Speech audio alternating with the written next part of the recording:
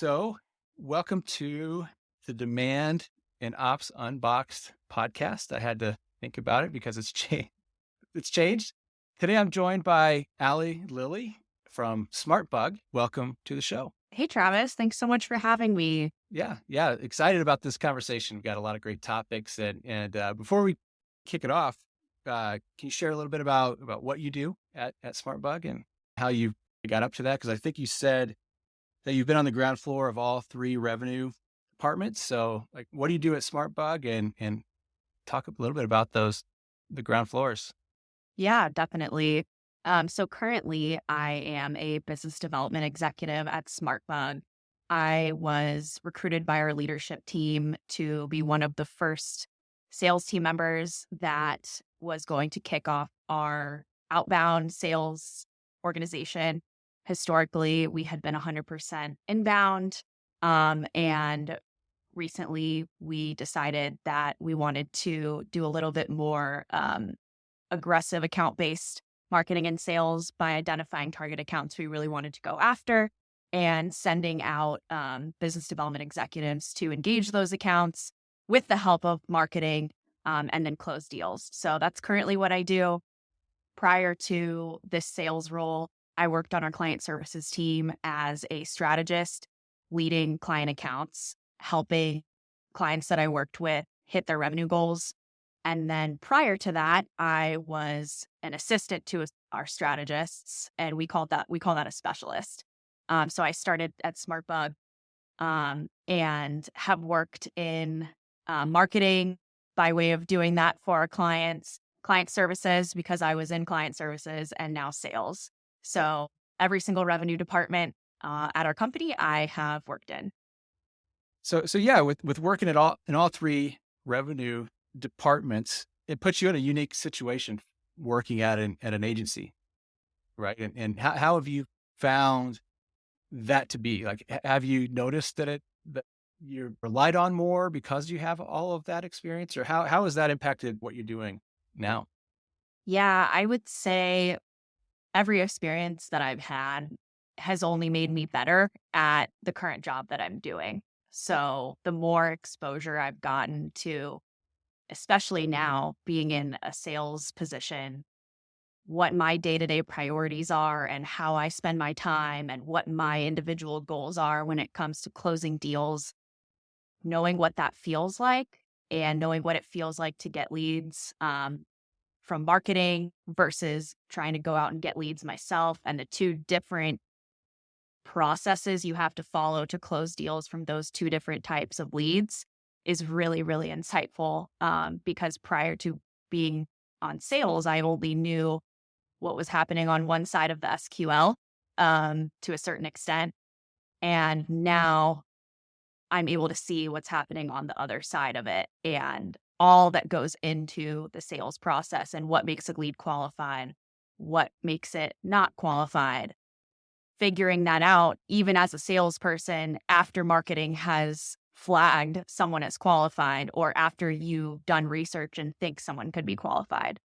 So that's been very helpful. And then honestly, I think my experience working with our customers has helped me a lot as well because I was on the ground. I think I've worked with probably 10 to 15 different clients at SmartBug and did a lot of marketing campaigns for many different types of businesses. Some were successful, some were unsuccessful. Got to see trends across all of the companies that I worked with. And really, the thing that I took away the most was that marketing and sales alignment are so incredibly important. And now that I see that that is really the underlying problem that so many of our clients struggle with, I'm able to talk to that in our sales process. And I know that will resonate because I saw it happen with so many of my customers. Yeah, and I think that's a great segue into kind of the next topic. And I saw earlier today, before we hit record, we were talking about Refine Labs and Chris Walker, and he posted something today, and I believe he said that 66% of revenue teams or sales teams will not hit their KPIs this year. why do you think alignment's so poor, and how have you seen companies fix that, I guess? Well, it makes sense that 60% are not going to hit their revenue goals this year because we've had quite a year macroeconomically. There has been so much trepidation around what is going to happen with the economy that no matter what industry you are in, people are more hesitant to buy than they would be if the outlook on the economy was better. So that's number one, like totally get why so many people are in that position.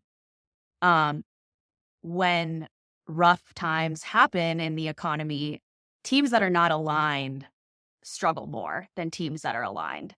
And really, the way that I've helped my customers get aligned is bringing them all into the room and asking them questions about what is your process for bringing in new leads? What does that look like for the buyer? And what are the things that the marketing team is doing to bring those people in? At what point do you pass someone off to sales? And then sales team, what does your process look like? And what are the steps that buyers take to become a customer? And it's amazing by just asking those simple questions and getting everyone in the room and talking about that, I've been able to outline, okay, well, it sounds like there are some inefficiencies in the handoff process, or it sounds like we're not all on the same page about what makes a qualified lead. And then we get on the same page about all of those things. And then we set up the systems in HubSpot to be able to track all of that. So every time that I've struggled with alignment, it really just all goes back to having a conversation with leadership and moving from there. Are most of the clients or the people who come to you looking for help, would you say that most of them suffer an alignment problem? Yes, I would say probably upwards of 80 to 90% suffer from marketing and sales alignment. And now that I've done, and customer success alignment, honestly, and now that I've done all three jobs, I've served customers, I've done marketing, and now I'm selling. It makes sense because even though the overarching goal is the same to drive revenue for the business, the day-to-day priorities of each of those teams are very different. For example, sales is really all about it's more so about short-term thinking of what is the best way to spend my time to close deals quickly, and who are my hottest leads right now, and what can I be doing right now to talk to those people and move them forward in my pipeline. So it's very what is happening right now in this moment, and how can I capitalize on that to close deals. There's a lot of research that goes into closing deals and some more longer term stuff as well. But generally, that is your mindset: is what are my hottest leads and how can I talk to them and get meetings with them and get them in my pipeline. On the marketing side, it's much longer term thinking. You're essentially bringing people, strangers, into your website through content and introducing them to your brand, educating them on problems they may have, and warming them up to be able to be ready to pass to sales. And that is a very slow process. And you're not thinking super short term of like, what can I do right now to generate revenue right now? Like you would be on the sales side. And then on the customer success side of things, it's a combination of long-term and short-term thinking. And depending on how well your business does, and how happy you're keeping your customer, um, you need to leverage both types of thinking at any given moment. So your priority is always keeping customers happy. But beyond just keeping them happy, you're trying to also add value so they continue to see the value and so they continue to see the point of working with you. And you're not really concerned about getting new revenue. You're more concerned about, how do I retain this revenue that I have and not lose it? And so I think So based on those three different day-to-day priorities, it's no wonder why teams are aligned. Everyone is in a position to drive revenue, but the way they do it differs a lot. How do you run into instances where, you have this data, you've seen that better aligned teams weather economic storms, they probably grow faster even if there isn't a down economy? And knowing that and educating clients about that, do you still get resistance from people about how you propose that they align? Definitely. Yeah. I mean, it's always, if you've been doing something a certain way for a long time, and a lot of times this happens with the sales team. I see it all the time where there's a certain set of sales representatives that are bringing in a lot of money for the business, and they are extremely successful individual contributors, but they're lone wolves. And it's not because they don't log things in the CRM, leaders are not able to understand what makes them so successful and train the rest of the team on that. So you end up getting a huge discrepancy between a few of your salespeople doing really well and others not so well, and not being able to train up the people that are not doing so well for longer term revenue growth. And a lot of people are just okay with having their superstars do the lion's share of the work and relying on them quarter over quarter. So if you don't really want to change that, and you're not thinking, if you stay in that short-term sales mindset of like, what is the MRR that's forecasted to come in this month? If you're not going outside of that and thinking about longer term revenue growth for the business, then that's typically the people that I get resistance from. Yeah. And they're just going to be on a treadmill the Totally. rest of for eternity. Right? Can't get off of it Totally. when you're so short term focused. Yep. Exactly. And speaking of kind of a old school mentality, I guess, lead gen versus demand gen. Are you seeing a shift in people coming to you and thinking about things in more of a long term, wanting help in creating and capturing demand versus just generating leads? Or what kind of trends have you seen there or have not seen there lately? Yeah. It's interesting because I would say this year it was really, really hard to sell long term. Long term growth this year was not something people were interested in, especially after Q1 and Q2, because so many people were behind on their revenue goals. And rather than just beating a dead horse and talking about how inbound grows over long term, we really leaned into talking about sales enablement and account based marketing and sales to use both teams to bring in revenue quicker. So with sales enablement, it's essentially arming your sales team with the content they need to move conversations quicker and have better, higher quality conversations. If you have materials that address a lot of common concerns that you hear on sales calls, and you can pull that up at a moment's notice, that's going to help you get over a hump with a sales conversation that previously you maybe had to say, "Hey, those are all good questions. Let me let me take some time offline to put something together for you and send it to you within a week." People just You're going to lose people, and so we've found that by educating sales teams on the power of marketing, that we've helped people increase their sales qualified leads quicker. Another example within account-based marketing is we've been switching from doing passive marketing lead nurtures to more proactive outbound sequence nurtures as follow-ups to inbound content. For example, we've seen a lot of success getting meetings on the calendar after a webinar when we set up a sequence for a sales team, and every email in the sequence talked about points related to the webinar and added value by offering something else like an audit or a free consultation that was related to the topic of the webinar.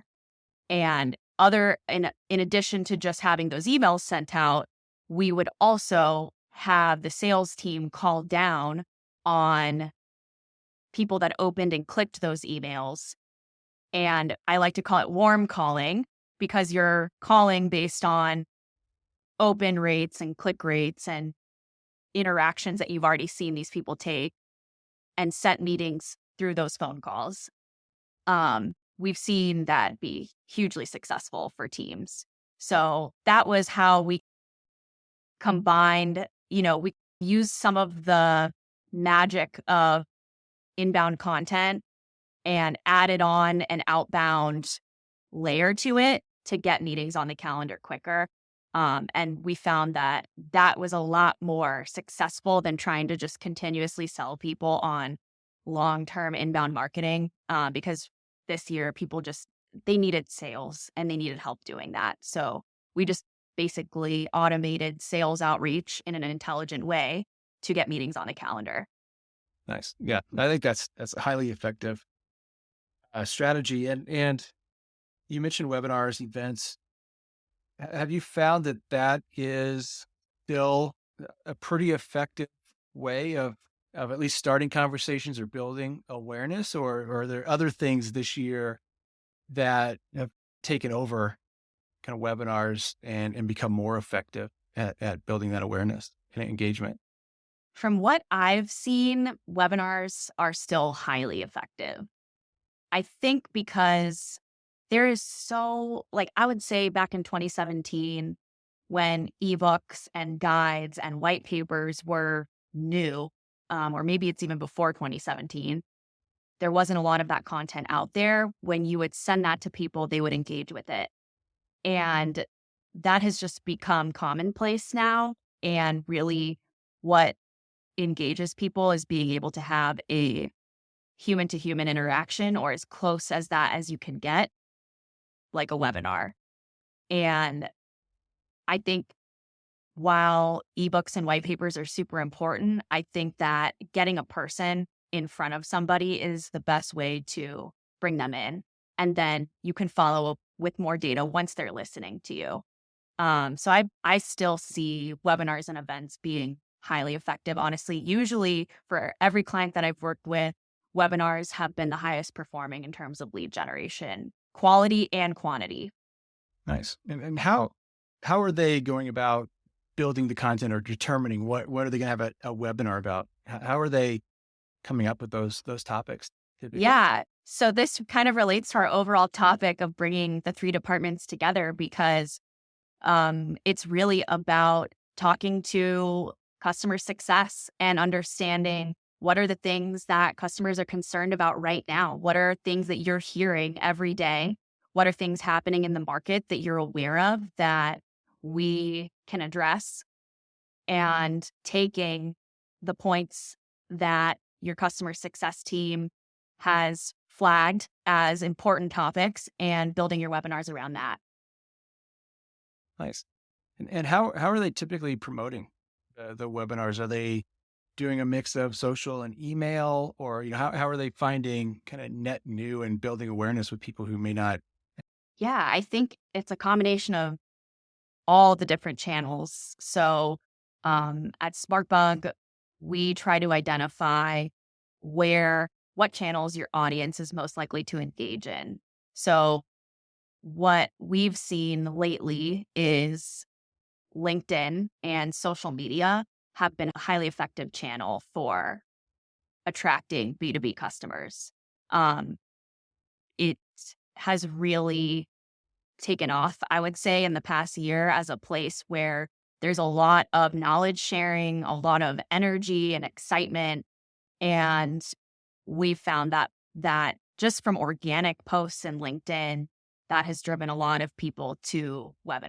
And beyond that, email marketing still works very well. What we're seeing across all our clients, when done right, there's nothing worse than a crappy email. And we try to hone in on, okay, how can we build our audience and our list as accurately as possible and understand what is really going to pull them in terms of content, and then make sure we're delivering emails around that. High quality emails with good information still work. It's when you don't do your research about your buyers and you don't have interesting things that resonate them that email marketing doesn't work.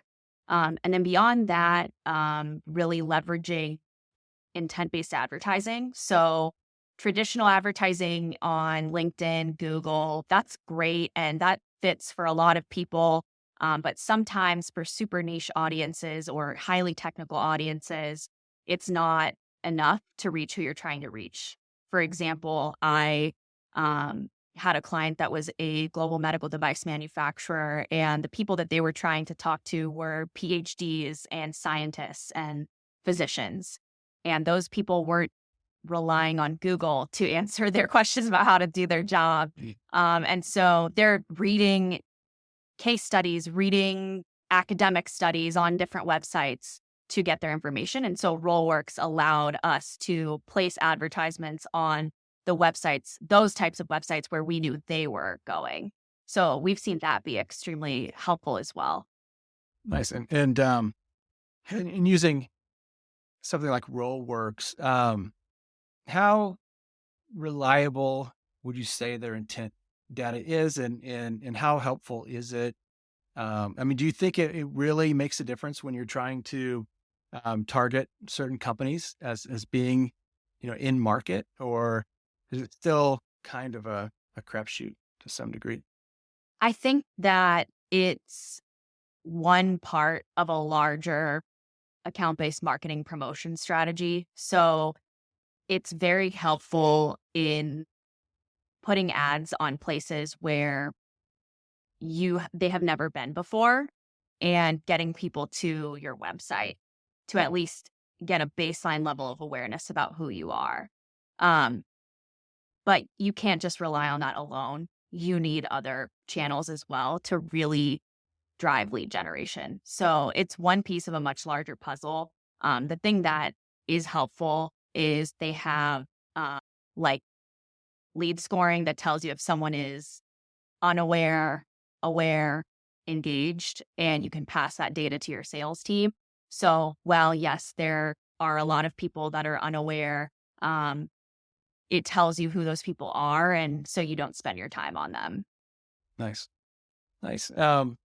You mentioned lead scoring. And I've got to get your take on this. What are your feelings about building lead scoring in HubSpot? Because I have a love hate relationship. Yeah, I'm right there with you. Lead scoring in HubSpot is not always the easiest. I've done many different types of lead scoring for different clients over the years. Some has worked well, some have not, and it's all been in HubSpot. Um, Recently, the lead scoring model that I've found the most helpful as a salesperson, because that's essentially what lead scoring is for, is how do I tell what are my hottest leads, is a negative lead scoring model, which tells you who are my hottest leads right now at this very moment. So it adds points for recency and subtracts points for the longer you go between not engaging in marketing content. And it can be difficult to set up in HubSpot, but we have two people here that are wizards at doing that, and they actually use it for our. They took a model that they built for a client, and they also use it for our internal team here. And so I every day get MQLs with a certain lead score, and yes, I have to do some funneling out of people where I'm like, okay, that's not a good fit, um, but it has been helpful in terms of, okay, these people are hotter right now. I'm going to send them some outreach and I'm going to give myself about 2 weeks to set a meeting with them. And if I can't set a meeting within 2 weeks, then I'm going to pass them back to marketing to nurture. And I would say out of, I don't know, I've gotten probably 5 or 6 meetings from doing that over the past 3 months. So it is working for me. Nice. I think my biggest thing with HubSpot's lead scoring is the lack of a built-in decay. And how do you prevent it from going too far negative to where you might have somebody who is becomes more active, but they're not hitting thresholds because they were so far negative. How do you deal Yeah. with that? Yeah, that's a great question. I'm not 100% sure, but I do know that we have different point allocations for different marketing assets. So if someone is super negative, but all of a sudden they interact with a case study, that's going to add 100 points versus just if they interact with like a blog or open one more email, it will add 10 points.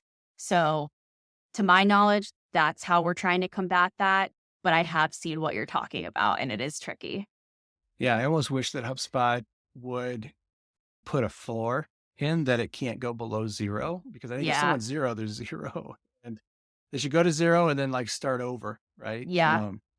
And I think that would help in a lot of ways. But yeah, Yeah. it's always been a challenge to really get it right too, because every client website is different. The way people Hmm. interact with it is different. Their content, things they offer are different. And so like coming up with that scoring formula can be can be challenging. It takes a lot of time and trial It and does. error. Yes, 100%. It's definitely not something that you can just set it and forget it. It takes constant updating. And back to our topic of alignment between sales and marketing, it takes constant feedback from the sales team. Is this working or not?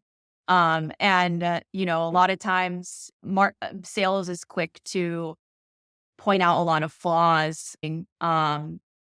But what's actually more helpful is when you point out when something works, because then they know, okay, we want to do more of Mm. this. So I try whenever I get meetings from the leads that have been scored and passed over to me, and I put them in a sequence, and now I am talking to them. I always try to call that out so that our team can go and look back into the data and see, okay, what was the path that this specific person took, and how can we make sure that this happens more frequently?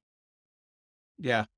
Yeah. It's just something I think that you have to just set the expectations with the client going in like, hey, this is not a set it and forget it. It's gonna take a lot of testing, a lot of iteration, um, and to really get it dialed in. Yes.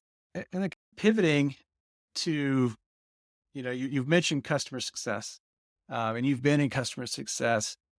What's the difference between customer success and customer service? And why do you think a lot of people think that they're the same? Yep. Yeah. So customer success is continuously adding value to your partnership with the customer. And customer service is completing tasks when asked and having more of an order taker and fulfiller mindset versus a value add mindset. Gotcha. Yeah, and I think, yeah, customer service is more reactive, right? You're just Hmm. waiting for problems to come in to solve. Um, Yes, and I feel like more companies still lean more on customer service than customer success. And do you definitely. think that there should be a shift, or should companies have both? Or if you can't have both, Yeah. should you really Yeah. lean into customer success?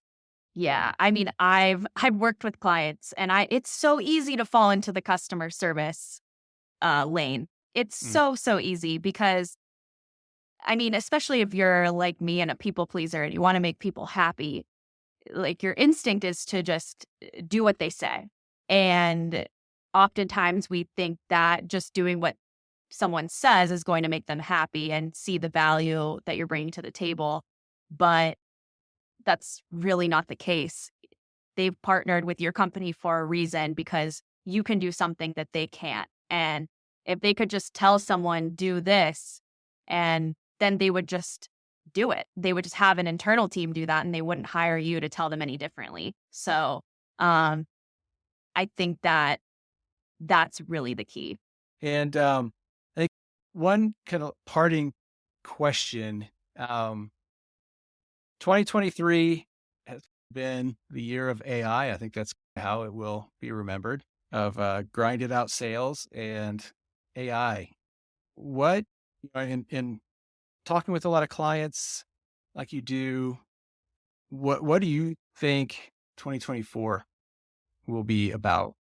Yeah, I think 2024 is going to be about leveraging AI for efficiency. I think that we all got an introduction this year to the power of it and also the way that it needs to be managed and helped to deliver the highest value. And I think that over the next year, people are going to be learning all of that and learning how to harness it to get results and to do things quicker. Honestly, imagine how much revenue we could all generate if we just saved an hour of our day every day. And the fact that AI can help you do that, that is extremely powerful. So it's painful to figure out how to use up front. It takes a lot of patience.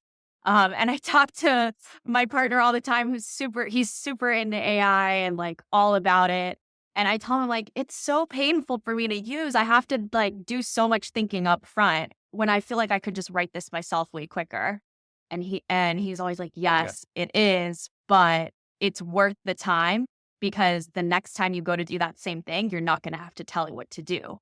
It's going to already know. So it's short-term pain for long-term gain. And I think that the people that stick with the pain in the beginning of 2024 are really going to start to see its benefits next year and leverage it and drive revenue quicker than anyone else could. Yeah, absolutely. And I think that's been how it's unfolded over the course of the year that came on so fast. And I'm usually, I love technology, but sometimes if something comes in too fast and hot, I'm just like, okay, let's let the hype settle down Yep. and let it smooth into what can this really do besides Yep. just the bells and whistles and cool nuances of it. How can this really help me besides just being something cool to play with? And I feel like at that phase, like you said, become more efficient. And I am a writer. I wrote a book. I, I like the creative process, but I hate copywriting. I absolutely hate it, loathe it, because I feel like I'm not good at it.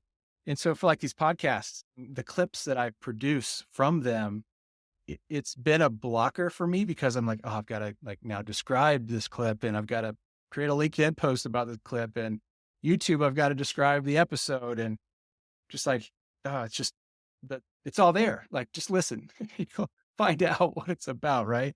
Yeah. Um, but I've been using AI to do all of that faster, knowing that, and it's also gotten me to be more comfortable with like these things, this copy for my podcast description, it doesn't have to be written like, to win a Pulitzer plot prize. It's just a simple summary. And so I've gotten away and disconnected from seeking perfection to just say, hey, it's just a summary. Like Yes. people barely read them. They just want to scan it. Right. And so I've just taken that mentality. I'm like, okay, I'll go and I'll take the transcript from my podcast or from a clip. I'll throw it into chat spot and I'll say, summarize this. It summarizes it. I'm like, yeah, it's pretty good. I'll tweak some things. I never copy paste as is, but at least gets me started to be like, okay, yeah, that's what it's about. But this isn't how I would say that. Here's how I would say that. And then I put it in. It's just like saves me so much time. Yes. I And am gets me past that resistance. So Yes, I'm 100% on the same page. I feel like AI is perfectionistic procrastinators' best friend. Honestly, people procrastinate because they're trying to be perfect about everything. And I have definitely done that. And AI really just helps you get started. And I feel like that's the key to everything, right? It's like Nike says, it's just do it. yeah, Just get started. Just take one yeah, step toward your goal and you're going to be way further ahead than people who are still procrastinating and just have it all in their head and not on paper. yeah, exactly. And I think this week alone, I've done a lot more editing and things of podcasts again this week. And I wake up super early, like ridiculously early. And for all summer, I felt like I'd get up early and I'm not that as productive as I used to be. And then I'd say within the last couple of weeks, by the time it's time for me to go up and like get my kids dressed and breakfast and do all the things I have to do in the morning before work. I go upstairs because I'm in the basement. My office is down in the basement. And I go upstairs into the sunlight and I'm like, man, I feel like I got a lot done. And I'm leveraging AI more and ChatSpot and ChatGPT to like create more efficiencies, do the things that I don't want to do, but need to do. And I know that it doesn't need to be perfect. And just do it. And so yeah, I think I've noticed just in the last couple of weeks that it's really starting to help me get more done quicker and at least get started in things that I just would put off. So yeah, That's I awesome. think Yeah. that's key. Yeah. No, that's awesome. I've slowly started to notice the same things. One of my things that I would say enjoy the least out of what I do is doing my call downs on leads and then sending follow-up emails after. And um, I haven't yet figured out how to make AI talk for me. So I do make the phone calls, but the follow-up email process has significantly shortened with the help of ChatGPT because I'm able to say, give it a few points and then plug in like something about this company, and then it gives me a follow-up email in a second, and then I send it off. So I'm right there with you. I think it's a super exciting. I think it's going to be super exciting to see how people continue to use it, and it's going to be a necessity. Honestly, if you're not using it, you're Mm, falling behind. yeah, So yeah, yeah, absolutely. And yeah, one piece of content that I started doing before inbound, because I feel like HubSpot started pushing out a lot of new stuff ahead of inbound. Um, and I was stumbling across things that I was seeing for the first time and figuring it out. And I figured that people would be interested in that. So I created several Loom videos, like how to of like, hey, here's this new thing, here's how you use it. Um, but I also know that people in a how to want to also just read it and follow the instructions, like in HubSpot's knowledge base, like step 1, 2, 3, and not watch a video, you know? And so what I've been doing is record the Loom, take that transcript, and then I'll just say, um, make this easier to read. I won't tell them to rewrite it, but I'll say, make it easier to read. And they'll take it and they'll number the steps for me and just kind of like build out the how to. And it's in my voice. I think that's what I've found. Like by telling it to make it easier to read instead of asking them to rewrite it, it yeah, stays in my voice. So it sounds like this is how I would tell you to do it if we were talking. And to me, I think that's key because I think that's the unique piece of your voice and how you write that can help you stand out versus just the bland AI verbiage. And so and then I'll just copy that, put it on my website and put the video in and then share it. And now I've got a how to on my site that I didn't even have to write. I just had to do it and show somebody one time. So, yeah, that's so yeah, awesome. Yeah. it's been great for that kind of stuff. That's great. I know it's so interesting how specificity really matters when you're inputting instructions into Mm, AI. It causes you to think about things on a deeper level. So I feel like by nature of having to think about things on a deeper level, I think humans are going to become smarter as a result of AI as well. mm. So yeah, I think it makes a lot of sense. Yeah, exactly. Awesome. Well, yeah, thanks for hopping on the show. It was really great to meet you in person at Inbound and really great to have this conversation. And yeah, really appreciate you coming on to the podcast. Thank you so much for having me. I really appreciate it too, Travis. It's been awesome talking to you. And yeah, so nice to see you at Inbound. And I hope our paths cross sometime soon, either up in Washington where you are or down here in San Diego where I am. It was a pleasure talking to you today.